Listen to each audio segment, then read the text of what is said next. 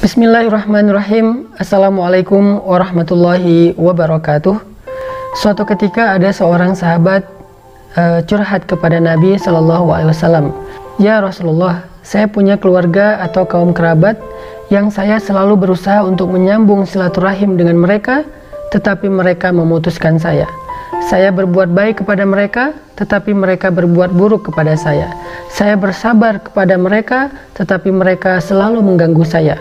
Maka Nabi SAW memberi dia nasihat. Kata Nabi, seandainya engkau seperti apa yang engkau katakan tadi, maka sesungguhnya engkau seperti sedang menaburkan debu-debu panas di wajah mereka, maka Allah Subhanahu wa Ta'ala akan senantiasa menolong kamu terhadap mereka selama kamu masih bersikap sabar seperti itu. Hadis riwayat Muslim. Di sini kita belajar tentang membalas satu keburukan dengan kebaikan, termasuk membalas kejahatan atau kesalahan orang dengan memberi maaf. Karena maaf itu adalah sebuah sedekah yang paling afdol, sedekah yang paling mahal, sedekah yang paling istimewa. Kita bisa saja memberikan sedekah harta yang kita tidak memakainya, harta yang lebih, harta yang tersisa, harta karena kita memiliki rezeki yang berlimpah. Tetapi ada yang lebih mahal daripada memberikan harta, yaitu memberikan sedekah maaf. Karena memberikan sedekah maaf bukanlah hal yang mudah. Sehingga seorang sahabat bertanya kepada Nabi, ya Rasul, saya punya kaum kerabat, setiap kali saya berbuat baik kepada mereka, mereka membalas dengan keburukan. Setiap kali saya bersabar terhadap mereka, mereka selalu mengganggu saya. Maka Nabi kemudian memberi dia nasihat bahwa sesungguhnya dia tidak akan dirugikan dengan sikap-sikap mereka. Dia tidak akan menjadi celaka dengan sikap mereka. Kenapa?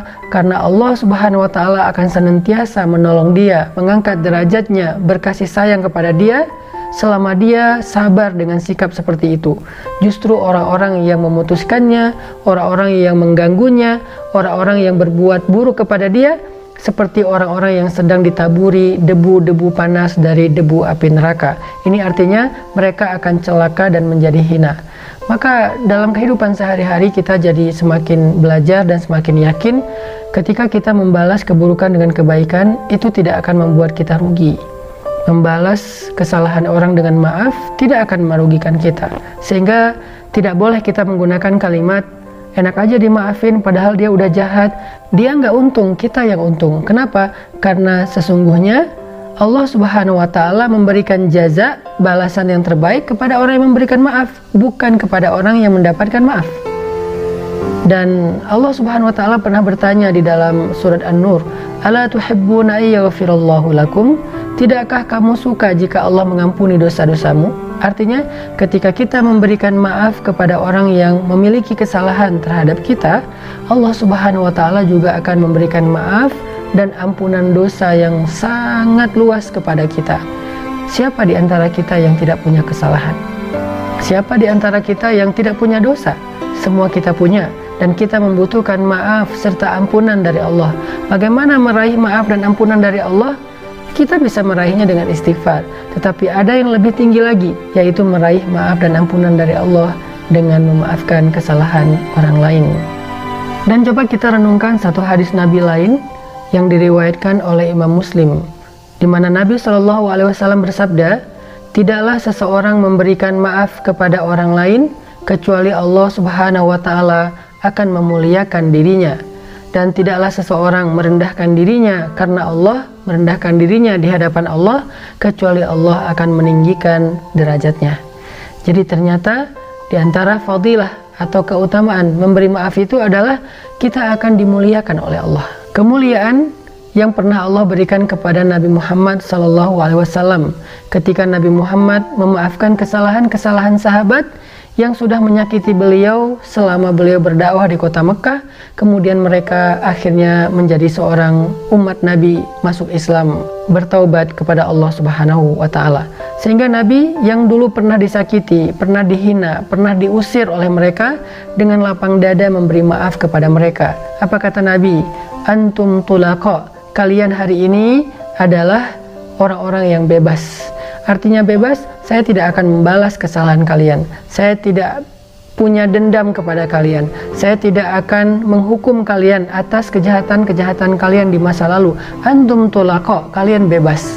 Kalian bebas untuk memeluk Islam, atau kalian bebas juga dengan agama kalian, tetapi kalian tidak boleh lagi mengganggu kaum muslimin.